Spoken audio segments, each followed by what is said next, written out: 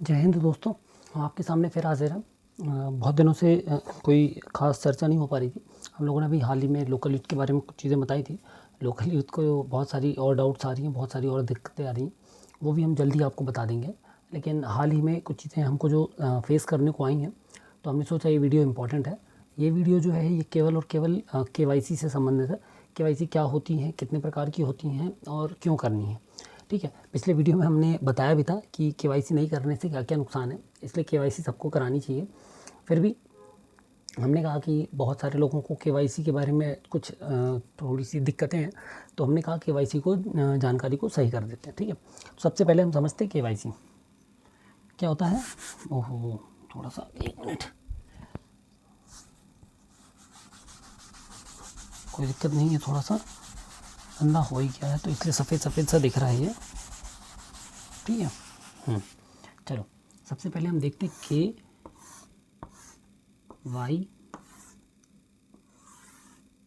अभी के लोगों का तो नहीं पता, लेकिन आज से 10 साल पहले जब हम लोगों ने बैंक में खाते खुलवाए थे या जब हम लोग कभी बाहर पढ़ रहे थे तो हम लोगों ने देखा था बैंक में KYC इंपॉर्टेंट था। ठीक है, KYC का मतलब होता है नो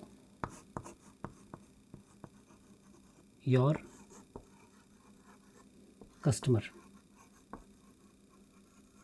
जब भी कभी कोई व्यक्ति कोई बैंक या कोई भी ऐसी जगह पर जहाँ पर उसके दस्तावेज़ जमा हों, उन दस्तावेज़ों को 1 साल 2 साल 3 साल में सत्यापित करता है। ठीक है, वेरीफाई करता है कि हाँ ये मेरे ही दस्तावेज़ हैं या इनमें मैंने कुछ सुधार करवाया है। जैसे आपने आधार में डेट ऑफ बर्थ चेंज कराई हो, ईयर ऑफ बर्थ चेंज करा लिया हो, ठीक है, या एड्रेस चेंज कराया हो, तो हम बैंक को इन्फॉर्म करने के लिए उसकी एक कॉपी अपडेट करते हैं। पैन कार्ड में यदि हमने कोई चीज़ चेंज करा ली है, जैसे कि काफ़ी लोगों के पुराने पैन कार्ड बने थे, उन लोगों ने एड्रेस अपडेट कराया, पेन में एड्रेस भी अपडेट होता है ना, तो पेन का एड्रेस हमने अपडेट कराया है तो हमने पेन की एक कॉपी उठाकर बैंक में दे दी। तो उस समय क्या होता था, एक टाइम पीरियड पे नो योर कस्टमर चलता था, यानी कि ऑफलाइन जाकर काम करना। ठीक है, ऑफलाइन जाकर वेरिफिकेशन करना। अब जब समय बदला, डिजिटल इंडिया आया, डिजिटल युग आया, तो ये KYC हो गया। KYC, इसमें क्या है, इलेक्ट्रॉनिकली, यानी कि अब आपको बैंक नहीं जाना है। अब आपको मतलब बैंक जाना भी है तो आपको क्या नहीं करना है, अब आपको फ़ोटोकॉपी लेकर नहीं जाना है, अब आपको बाकायदा वैसे दस्तावेज़ों की पोथी लेकर नहीं जाना है। अब आपको क्या लेकर जाना है, केवल आधार नंबर आपको याद हो, आपको पैन नंबर आपका याद हो, तो आप लेकर जा सकते हैं। आप एक उंगली लगाएंगे या एक OTP देंगे, ठीक है, या आपकी रेटिना से आप जांच कराएंगे तो आपका वेरिफिकेशन हो जाएगा। ये होता है KYC। ठीक है, अब क्या होता है बैंकों में, आप देखेंगे नवंबर में जो पेंशनर्स होते हैं जो 65 ईयर्स 62 ईयर्स के ऊपर होते हैं, तो उनको नवंबर 1 से लेकर 15 के बीच में बैंक बुलाता है। उनको अपने जीवित होने का प्रमाण पत्र देना पड़ता है, तो प्रमाण पत्र के लिए उनको खुद जाना पड़ता है। ठीक है, अब ऐसे ही बहुत सारे दस्तावेज यदि खुद जाने पड़ जाएँ, खुद देने पड़ जाएँ, तो वो दिक्कत आती थी, इसलिए KYC कर दिया है, ताकि इससे जो स्कैम होता है, जो बीच में एजेंट्स होते हैं, जो बहुत सारे लाभ होते हैं जो डायरेक्ट उस बेनिफिशियरी को नहीं मिल पाता, उसके लिए KYC होता है, ताकि बीच में कोई व्यक्ति उनका हक ना मारे, किसी गलत व्यक्ति को कोई लाभ ना मिले या किसी सही व्यक्ति का लाभ ना छूटे, एक ही व्यक्ति के नाम से 2 या 2 से ज़्यादा लोग लाभ ना ले पाएँ, इस चक्कर में KYC होता है। ठीक है, ये समय समय पर अलग अलग पोर्टल्स में होता है।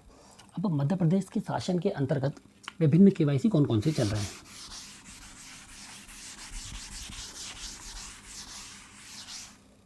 ठीक है, 1 मिनट, ये मेरे को लगता है ज़्यादा सफ़ेद हो गया, थोड़ा सा हम रुक जाते हैं 1 मिनट के लिए। ठीक है, तो अब हम आते हैं मध्य प्रदेश। मध्य प्रदेश में शासन के अंतर्गत विभिन्न प्रकार की KYC कराई जा रही है। तो विभिन्न प्रकार की KYC समझने से पहले सबसे पहले आप समझ लें, आपका आधार अपडेट होना चाहिए। क्या होना चाहिए, आधार अपडेट होना चाहिए। आधार मतलब कि UIDAI। ठीक है, UIDAI द्वारा आपका मोबाइल नंबर अपडेट होना चाहिए, उसमें आपकी फ़ोटो, आपका डेट ऑफ बर्थ अपडेट होना चाहिए। ईयर ऑफ बर्थ नहीं, डेट ऑफ बर्थ, है ना। 1/1/2005, 1/1/2010, ईयर बस नहीं होना चाहिए, 2010 नहीं, डेट ऑफ बर्थ अपडेट होना चाहिए। उसमें आपका एड्रेस अपडेट होना चाहिए। ठीक है, दूसरी चीज़, आपका पैन अपडेट होना चाहिए और पैन आधार से लिंक होना चाहिए। ठीक है, तीसरी चीज़, यदि आप मध्य प्रदेश के निवासी हैं तो आपका एक समग्र ID होना चाहिए। या समग्र परिवार आईडी होना चाहिए और ये भी आधार से लिंक होना चाहिए। ठीक है, तो यदि ये सब आपका होगा अपडेट तो आप ई-केवाईसी आराम से कर लेंगे, है ना। अब ई-केवाईसी क्या है वो हम पढ़ते हैं आगे। ये होने से आपका डेटाबेस में जो छोटी मोटी त्रुटियां हैं, जो डेटा में मान लीजिए आपकी कोई जानकारी गलत चढ़ी हुई है तो ऑटोमेटिकली अपडेट हो जाती है ना। इसलिए ये चीज़ें आपकी बेसिक अपडेट होनी चाहिए। हालांकि अभी पैन और आधार को लिंक करने में चार्ज लगा दिया है, पहले फ्री था, अभी समग्र और आधार फ्री में अपडेट हो रहा है, कर लीजिए। भविष्य में हो सकता है कभी चार्ज लग जाए तो आपको दिक्कत जाएगी। ठीक है, तो ये बेसिक सी बात हो गई। अब हम आते हैं ई-केवाईसी का प्रकार। तो अभी जो शासन करवा रही है, चाहे वो केंद्र सरकार हो या मध्य प्रदेश हो, हम केंद्र सरकार और मध्य प्रदेश का मिलाकर केवाईसीओं के बारे में बताते हैं आपको। सबसे पहली एक केवाईसी जो हो रही है वो हो रही है पीएम किसान ई-केवाईसी। दूसरी हो रही है समग्र ई-केवाईसी। तीसरी हो रही है भूलेख ई-केवाईसी। ठीक है, और चौथी इसको आप बोनस मानो क्योंकि इसका कहीं कोई रिकॉर्ड नहीं, इसमें कोई प्रेशर नहीं है, ये आपका स्वैच्छिक वाला काम है। ये हो रही है आपकी एमपी किसान, या फिर आप इसको मान लीजिए उपार्जन ई-केवाईसी। ठीक है, तो ये 4 प्रकार की केवाईसी हो रही है। अब हम आपको इसके बताएंगे इनकी प्रक्रिया और इनकी आवश्यकता। ठीक है, और उसी से आपको समझ में आ जाएगा इसका लाभ। ठीक है, तो ये इतने प्रकार की केवाईसी मध्य प्रदेश शासन के अंतर्गत हो रही हैं। हम आते हैं, सबसे पहले बात करेंगे पीएम किसान केवाईसी की।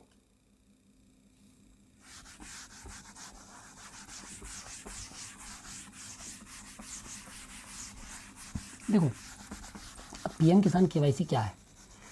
आप यदि या आपके आसपास कोई व्यक्ति है, आपके गांव का कोई व्यक्ति है, आपके पड़ोस का कोई व्यक्ति है, आपके परिवार का कोई व्यक्ति है और वो पीएम किसान योजना का लाभ ले रहा है। पीएम किसान योजना क्या है? पीएम किसान योजना मतलब कि जिसमें केंद्र सरकार द्वारा, माननीय प्रधानमंत्री जी द्वारा साल में 3 बार 2,000 रुपये की किस्त दी जाती है। साल में 3 बार 2,000 रुपये की किस्त दी जाती है। ठीक है, यानी कि अभी वर्तमान में साल में 6,000 रुपये माननीय प्रधानमंत्री जी द्वारा दिए जाते हैं। तो अब आप समझिए कि जिनको इसका लाभ मिल रहा है, मान लीजिए त्रुटिवश, क्या मान लीजिए त्रुटिवश उनका क्या हो गया, उनको लाभ आना बंद हो जाए, या मान लीजिए त्रुटिवश एक ही आधार पे 2 रजिस्ट्रेशन हो। ठीक है, या किसी और कारण से पैसे नहीं आ रहे हैं, चाहे बैंक का कारण, चाहे कोई भी कारण हो, उसमें XYZ, तो आपको सबसे पहले क्या करानी है, पीएम किसान की ई-केवाईसी। इसमें क्या कराना है आपको, इसमें आपको सबसे पहले आपका डाला जाता है आधार नंबर। आधार नंबर के बाद वो आपसे पूछेगा एक मोबाइल नंबर, चाहे तो आप यही वाला डाल दें जो आधार में लिंक हो, नहीं तो आप कोई सा भी मोबाइल नंबर डाल सकते हैं। उस मोबाइल नंबर को डालने के बाद वो आपके आधार वाले नंबर पे एक OTP भेजेगा। एक OTP तो यहाँ आ जाएगा इस वाले का, ठीक है, एक OTP इसका आएगा। जैसे ही आप इसका OTP डालेंगे आधार वाले का, ये वेरीफाई हो जाएगा और आपकी ई-केवाईसी हो जाएगी पूर्ण। क्या हो जाएगी? ई-केवाईसी पूर्ण।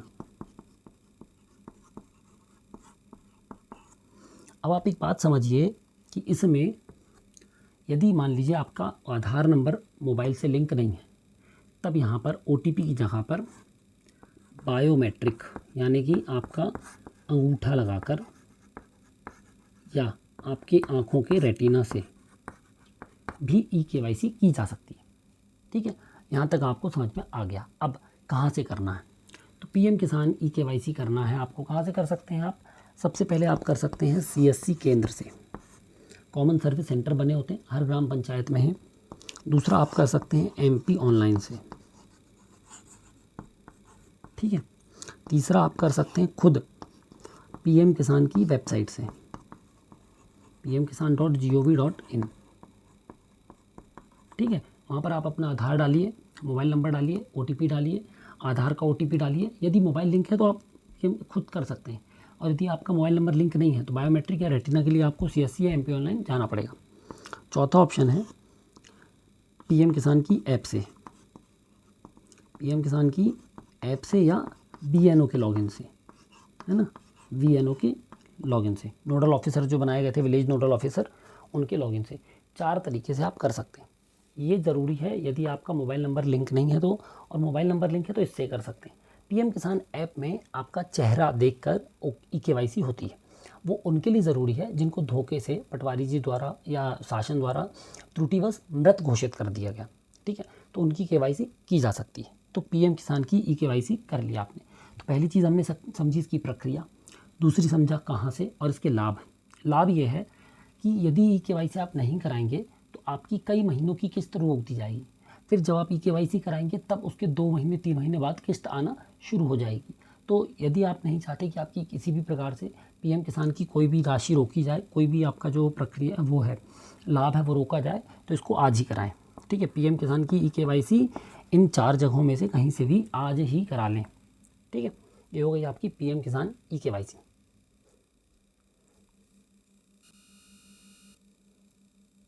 चलिए अब हम आते हैं इस समय जो चल रही है सबसे महत्वपूर्ण KYC, समग्र KYC।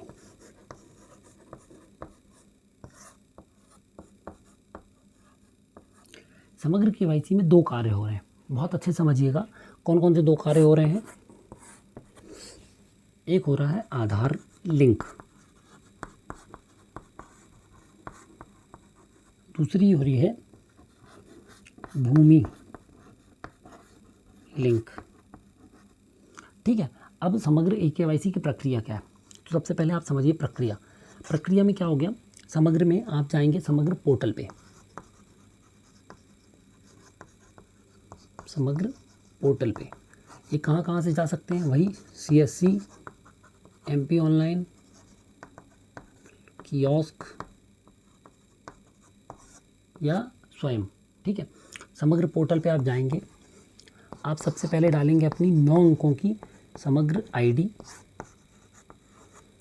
ID डालेंगे। वो आपको बोलेगा मोबाइल नंबर अपडेट करें या मोबाइल नंबर पे OTP प्राप्त करें। तो यदि आपका नंबर अपडेट नहीं है उसमें तो आप मोबाइल नंबर अपडेट करें, लिख दीजिए। मोबाइल नंबर अपडेट है तो OTP लिख दीजिए। पहले OTP मांगेगा और जैसी OTP डालेंगे वो आपको बता देगा कि आपकी EKYC हो गई है। आप उसमें कोई चेंज करना चाहें तो आगे बढ़ें, यदि नहीं हुई होगी तो डायरेक्ट आगे ले जाएगा।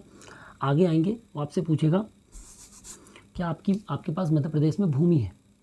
यदि आपके पास भूमि है तो हाँ करिए, ज़मीन जोड़िए, वो हम आगे बता देते हैं। खसरा जोड़िए, आगे बढ़ जाइए, और नहीं है, नहीं कर देंगे तो डायरेक्ट आधार, वहाँ पर वो आपसे मांगेगा आपका आधार का नंबर। आधार नंबर डालेंगे, आधार पे एक OTP चला जाएगा। OTP के बाद वो आपकी समग्र का डेटा और आधार का डेटा कंपेयर कर देगा। समग्र और आधार का डेटा क्या कर देगा, कंपेयर। इन दोनों को कंपेयर करने के बाद यदि आप इसमें कोई परिवर्तन करेंगे तो वो बोलेगा आपसे कि क्या आप परिवर्तन करना चाहते हैं, तो हाँ, और यदि नहीं करना चाहते हैं तो उसको एज इट इज़ लास्ट में सबमिट या ओके का एक बटन है, उसको आप क्लिक कर देंगे, ठीक है। तो इस तरीके से आपकी समग्र ID की प्रक्रिया ये हो गई। अब प्रक्रिया हो गई, ठीक है। प्रक्रिया के बाद कहाँ से करना है ये हमने बता दिया। अब समझिए कैसे आधार लिंक करेंगे। तो आधार में क्या आता है, OTP, यानी आप अपना वेरिफिकेशन खुद कर रहे हैं। ये वेरिफिकेशन के बाद आपकी जानकारी को कंपेयर करेगा, और यदि आप हाँ करेंगे तो ये अप्रूवल के लिए कहाँ जाएगा, ग्राम पंचायत सचिव के पास। सचिव की ID में जाएगा। यदि आप कोई चेंज कर रहे हैं तो इन आधार और समग्र में कोई डेटा में अंतर है और आपने अप्रूव के लिए भेजा है तो, अदरवाइज़ उसका सॉफ्टवेयर ऑटोमेटिकली अपडेट करके उसको 24 घंटे में अपडेट कर देगा। यानी कि यदि आपने कोई चेंज नहीं किया है, आपने केवल डेटा लिंक किया है, तो ऑटोमेटिकली 24 घंटे बाद वो लिंक कर देगा। भूमि की जानकारी इसी में जब आप हाँ करते हैं आधार के जस्ट पहले, तो आपसे क्या पूछेगा, जिला, तहसील, ग्राम और खसरा। आप खसरा डालेंगे तो वो आपको पूरी खतौनी खोल देगा। खतौनी में आप सिलेक्ट कर सकते हैं, है ना, आपका नाम आएगा, परिमार्जन है डेटा तो नाम आ जाएगा, परिमार्जन नहीं है तो पूरा आपको दिखेगा, आप ओके कर दीजिए, आगे बढ़ जाएगा। ये अप्रूवल के लिए कहीं नहीं जा रहा है, ठीक है, ये डायरेक्ट 24 घंटे में अपडेट हो जाएगा। अब जब आप ये करेंगे तो वहाँ पर वो आपसे एक ऑप्शन और मांगता है। कौन सा ऑप्शन मांगता है कि एक बार आपने एक खसरा जोड़ दिया, मान लीजिए आपने 14 नंबर का एक खसरा जोड़ा जिसमें 14, 16 और 19 है, ठीक है। कौन से गांव में? अजब गांव में। अब वो आपसे लास्ट में पूछ रहा है कि क्या क्या अन्य भूमि में भी ग्राम है, सॉरी अन्य ग्राम में भी भूमि है। तो आप यहाँ पर क्लिक कर देंगे और अजब की जगह गजब गांव के भी खसरों को जोड़ देंगे, ठीक है। और नहीं है तो आगे बढ़ेगा, क्लिक करेंगे, आधार OTP आएगा, बाकी की प्रोसेस वही है। तो समग्र आईडी जो करना है, समग्र KYC जो करनी है, समग्र पोर्टल से करनी है। समग्र लिंक करेंगे, समग्र से लॉगिन करेंगे, OTP आएगा, वो आपसे पूछेगा क्या भूमि लिंक करना है, भूमि है तो आप हाँ करेंगे, भूमि की जानकारी जोड़ देंगे। अप्रूवल के लिए कहीं नहीं जाएगा भूमि की जानकारी। फिर जैसे ही आप आधार में कोई चेंज कर रहे हैं तो वो अप्रूवल के लिए कहाँ जाएगा? सचिव के पास, ठीक है। सचिव उसको ओके कर देंगे, ठीक है, तो वो दिखने लगेगा। और यदि कोई डेटा में ज़्यादा चेंजेस नहीं है तो ऑटोमेटिकली भूमि लिंक करने के 24 घंटे के बाद वो अप्रूवल हो जाएगा, ठीक है। अभी इसमें काम चल रहा है, हो सकता है आने वाले कुछ दिनों में ये दिखने लगे। इसकी कहीं से संख्यात्मक रिपोर्ट नहीं मिल रही है तो उस पर लोग एक वो कर रहे हैं। और यदि ये लिंक हो जाएगा तो 2 से 3 दिन बाद आप खसरे की नकल निकालेंगे तो खसरे पे समग्र आईडी लिखी आ रही है, ठीक है, वहाँ से आप देख सकते हैं इसको, ये लिंक हो जाएगा। तो अप्रूवल के लिए भी ये कहीं नहीं जा रहा है समग्र KYC, इसको बिल्कुल दिमाग में रखें, कंफ्यूज ना हो। ये हमने पढ़ी दूसरे प्रकार की, ठीक है। ये अप्रूवल के लिए कहीं नहीं जा रहा है, इसकी रिपोर्ट जो है वो एग्जैक्ट प्राप्त नहीं हो रही है, लेकिन लोग क्या कर रहे हैं, भूलेख में एक ऑप्शन आ रहा है जिसमें समग्र की संख्या दिख रही है, लेकिन उसमें क्या दिख रही है? केवल संख्या दिख रही है ना। उसमें कौन कौन सी दिख रही है, चलिए वो हम अगले वाले KYC में आपको बता देते हैं, ठीक है। तो हमने 2 KYC पढ़ ली। एक हमने पढ़ी पहली कौन सी, हमारी PM किसान KYC जो PM किसान पोर्टल से हो जाएगी, ठीक है। दूसरी हमने पढ़ी समग्र KYC। समग्र KYC के लाभ भूल गया था मैं। समग्र KYC का लाभ ये है क्योंकि आज की डेट में मध्य प्रदेश शासन में आपको कोई भी लाभ मिल रहा है तो समग्र से ही मिल रहा है। तो यदि आप समग्र KYC नहीं करेंगे तो आपके बच्चों को जो मैपिंग होती है ना, खासकर बच्चों के जो स्कूलों की मैपिंग होती है हर साल, उसमें दिक्कत जाएगी। आपको यदि गल्ला मिल रहा था, हो सकता है गल्ला मिलना बंद हो जाए। जो फसल बीमा योजना होती है उसमें आपको पंजीयन कराने में दिक्कत, उसका आपका आगे प्रोसेसिंग में दिक्कत आएगी। जो उपार्जन में आप पंजीयन कराते हैं उसमें दिक्कत आएगी। CM किसान योजना का लाभ मिल रहा है वो बंद हो जाएगी। PM किसान योजना का लाभ मिल रहा है वो बंद हो जाएगी। और भी ऐसी शासन की बहुत सारी विभिन्न योजनाएं हैं, जैसे कि आपकी खाद बीमा, खाद जो मिलता है, खाद वितरण मिलता है जो, वो हो गया। या जो ग्रामीण है, जैसे PM आवास योजना आपकी स्वीकृत होगी यदि तो वो निरस्त हो जाएगी यदि समग्र KYC नहीं होगा। तो भविष्य में फार्मर रजिस्ट्री है उसमें भी आपकी ये आगे की प्रोसेस नहीं बढ़ेगी यदि आपकी क्या नहीं होगी, समग्र KYC। इसलिए समग्र KYC इंपॉर्टेंट है। तीसरी जो है वो है भूलेख।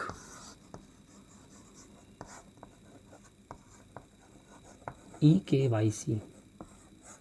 अब भूलेख KYC का मतलब है कि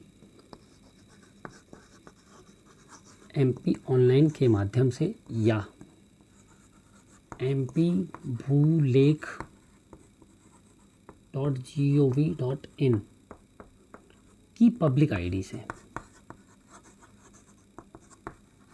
ठीक है, कि पब्लिक आईडी से क्या करना है, जिला, तहसील, ग्राम, खसरा। जैसे ही खसरा चुनेंगे आपके सामने पूरी लिस्ट आ जाएगी। उस खसरे में 5 नाम है। आप किस नाम की KYC कराना है, आपने इसके नाम चुना, आप यहाँ पर आधार डालेंगे, ठीक है, या जो भी है CSC वाला डालेगा या पब्लिक आईडी वाला डालेगा। आधार डालेंगे, आधार नंबर डालते ही साथ वो क्या करेगा, एक OTP आएगा, उस OTP को डालेंगे तो आधार का डेटाबेस आ जाएगा। इस डेटा से वो आपसे पूछेगा क्या इसकी नाम, इसके पिता का नाम, इसका रिकॉर्ड में लिखा हुआ नाम और पिता का नाम सेम है। आप कहेंगे हाँ, तो ये अप्रूवल के लिए चला जाएगा कहाँ, पटवारी के भूलेख की आईडी पर। तो ये अप्रूवल होगा पटवारी आईडी से। कहाँ से अप्रूवल होगा, ये पटवारी की आईडी से अप्रूवल होगा, ठीक है। लैंड रिकॉर्ड की KYC, इसी को कहते हैं लैंड रिकॉर्ड KYC। अब ये इसलिए किया जा रहा है, जैसे कई लोगों को दिक्कत आती है, रजिस्ट्री कराने जाते हैं तो यदि खसरे में पहले से आप दर्ज कर देंगे तो आपकी ज़मीन पे कोई और रजिस्ट्री, आपके हिस्से की रजिस्ट्री कोई और नहीं करा पाएगा, ठीक है। जब भी आप कभी जाएंगे रजिस्ट्री कराने, तो वो जैसे आप आधार नंबर डालेंगे वो ऑटोमेटिकली वहाँ पर पूरा डेटा आपका फैच कर लेगा। ठीक है, तो ये KYC कौन अप्रूवल करेंगे? पटवारी जी। पटवारी जी देखेंगे आपका नाम वल्दियत यहाँ पर और आधार में सेम है, वो अप्रूव कर देंगे। ठीक है, ये आ गया। इसमें आपका मोबाइल नंबर भी डला होगा, तो पटवारी जी चाहें तो आपसे क्रॉस चेक कर सकते हैं कि क्या ये आप ही ने भरा है ना। क्या आप मतलब बता सकते हैं कि यदि मान लीजिए गलत नंबर आ गया तो बता देंगे कि गलत जानकारी आ गई है। ये हो गई, है ना। इसके बाद आती है जो चौथी KYC है, जो हमने आपको ऐसे ही बताया था बोनस वाली, KYC उपार्जन वाली। ठीक है, कौन सी वाली? उपार्जन वाली।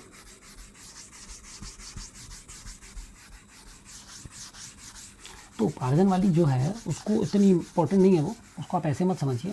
पर यह है कि यदि आपके यहाँ पास MP किसान की ऐप है और उसमें वो आपको उपार्जन करने आप जाते हैं या फसल की जानकारी का आप सत्यापन करते हैं, तो आपको मैसेज देता है कि पटवारी से संपर्क करें।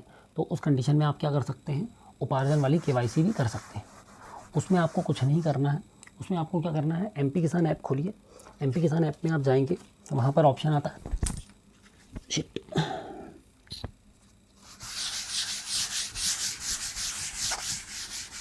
ठीक है, वहाँ पर आपका ऑप्शन आएगा। जैसे आप बसरा चुनेंगे यानी कि खाता खतौनी चुनेंगे, तो वहाँ पर वो आपकी खतौनी के बाद समग्र डालने के लिए बोलेगा। समग्र OTP डालिए, आधार OTP डालिए। जब समग्र के बाद आधार OTP डालिए तो वो ओके हो जाएगा, है ना। ये पिछले सत्र में जब हमने पिछली बार करवाया था तो ये अप्रूवल के लिए खाद्यान्न विभाग में जा रहा था। अब इस बार जा रहा है कि नहीं जा रहा है? ऑटोमेटिक कर रहा है, क्योंकि लगभग सॉफ्टवेयर पे पूरा डेटा उपलब्ध है सर्वर पे, तो हो सकता है वो डायरेक्ट वहाँ से अप्रूवल कर दे, तो ये कहीं नहीं जा रहा होगा, तो ये भी हो सकता है। ठीक है, तो ये आपने समझ लिया KYC। अब बेसिक सी बात समझिए, जो शासन करवा रही है आपसे, वो क्या करवा रही है? 3 प्रकार की KYC करा रही है ना। आपको तीनों KYC करनी है ना। ये चौथी तो ऐसी है, बोनस है, करना हो नहीं करना हो वो वैकल्पिक है। लेकिन ये वाली जो KYC हमने इसके पहले दिखाई आपको, कि यदि शासन समीक्षा कर रही है तो वो तीनों में ही कर रही है। कौन कौन सी? PM किसान KYC, समग्र KYC और भूलेख या लैंड रिकॉर्ड KYC। ठीक है, ये कहाँ से हो रहा है? समग्र पोर्टल से। पोर्टल में कहाँ से? CSC से, MP ऑनलाइन से या कियोस्क से। ठीक है, PM किसान कहाँ से हो रहा है? ये मतलब स्वयं से भी हो सकता है। ठीक है, स्वयं से भी हो रहा है। अब ये जो आप करेंगे इसका CSC को 18 रुपये प्रति व्यक्ति मिलेगा। तो आपका यदि स्वयं से नहीं कर रहे हैं आप, कियोस्क से करा रहे हैं, तो कियोस्क वाले को भी इसका लाभ होगा। ठीक है, PM किसान वाला कहाँ से करना है? PM किसान की वेबसाइट से या PM किसान की ऐप से। ठीक है, कहाँ से कर सकते हैं? CSC से, MP ऑनलाइन से या स्वयं। ठीक है, ये कहाँ से कर सकते हैं आप? या तो MP ऑनलाइन से या MP भूलेख की पब्लिक आईडी से। ठीक है, पब्लिक आईडी से। अब ये अप्रूवल के लिए कहाँ जा रहा है? सेंट्रल गवर्नमेंट के पास, केंद्र सरकार के पास। ये अप्रूवल के लिए यदि कोई चेंज है तब सचिव के पास। ये अप्रूवल के लिए पटवारी के पास। इसकी समयावधि 7 से 21 दिन। इसकी समयावधि 24 घंटे। 24 घंटे में कर देते हैं, नहीं तो 24 से 48 मान लीजिए। इसमें जब पटवारी जी खोल के देख लेंगे तभी हो जाएगा। हो सकता है 3 घंटे आप करें और पटवारी जी को बता दें तो 3 घंटे में हो जाएगा, पर फिर भी इसमें अधिकतम इसमें भी आप 24 घंटे से 48 घंटे ले लीजिए।